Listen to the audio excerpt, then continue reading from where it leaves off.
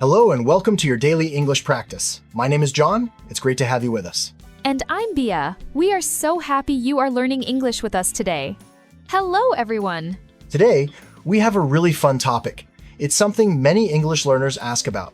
Ooh, that sounds exciting. What are we talking about, John? We are going to talk about the differences between American English and British English.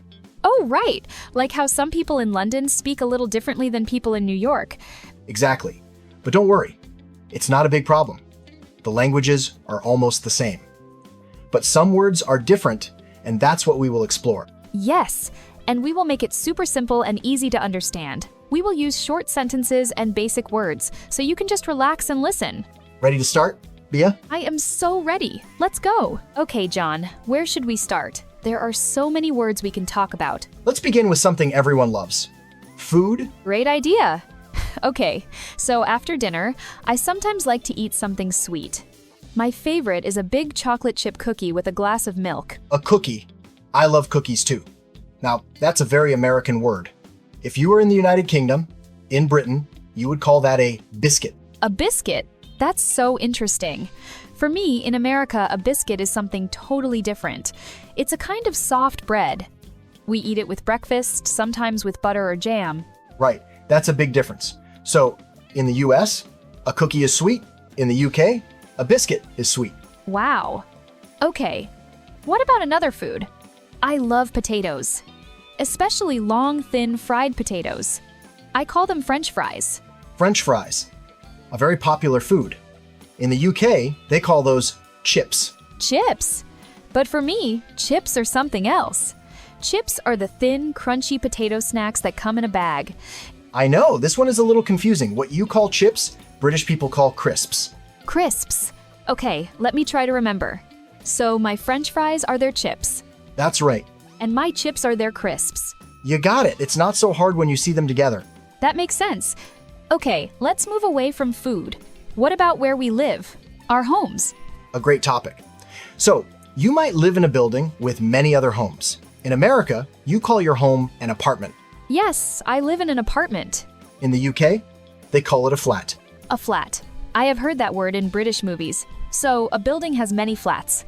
Yes, and if your apartment or flat is on a high floor, how do you get up there? I take the elevator. In Britain, you would take the lift. A lift. That word makes sense. It lifts you up. It does.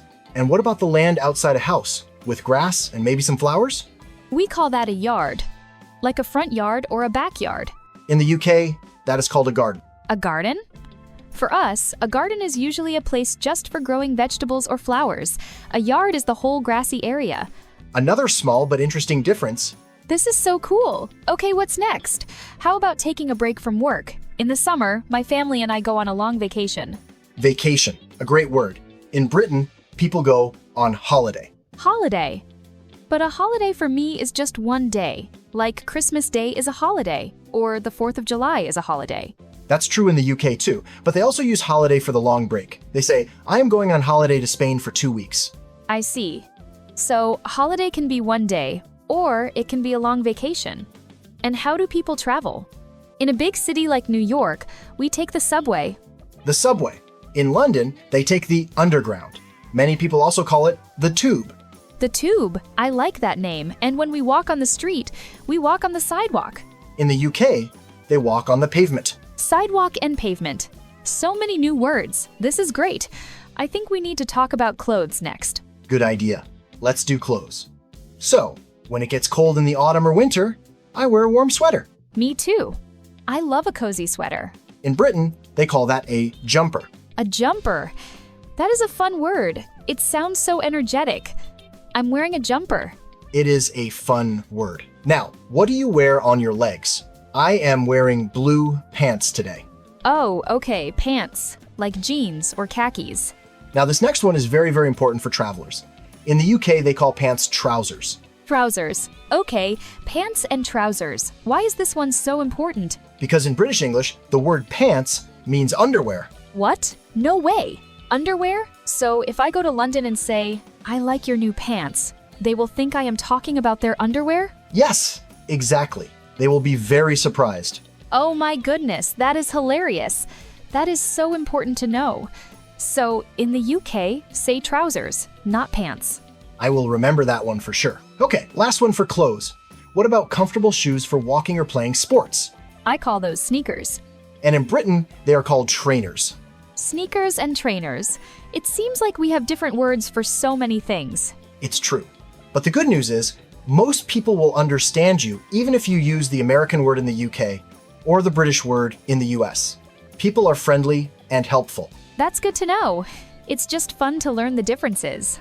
Since we're having so much fun, how about we tackle another topic? Let's talk about school. Great idea, John. It's a universal experience. So, in the US, younger children start in elementary school. We call that primary school in the UK. Primary school. It covers the first few years of a child's education. And after elementary school, we have middle school and then high school. For us, it's just primary school and then secondary school. Much simpler, perhaps. Secondary school, I like that. And at the end of their time in high school, students get a diploma. We don't really use the term diploma in the same way. Students take exams, called A-levels, which allow them to get into university. Interesting.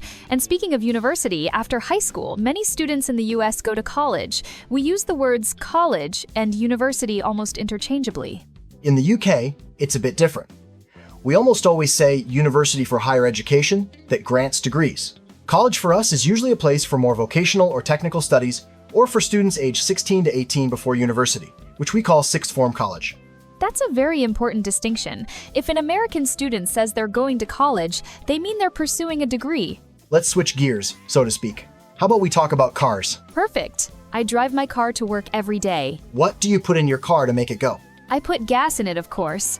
We call it gasoline, or just gas for short. In the UK, they call it petrol. Petrol? That's a new one for me. And the front of the car, the part that covers the engine, I call that the hood. Okay, Bia, that was a lot of new vocabulary. I think now is a good time for our vocabulary review. Yes, let's do it. We will explain some of the words we use today with very simple definitions. Are you ready? Let's go. I will start. The first word is cookie. That's the American English word. And the British English word is biscuit. A cookie or a biscuit is a small, sweet baked food.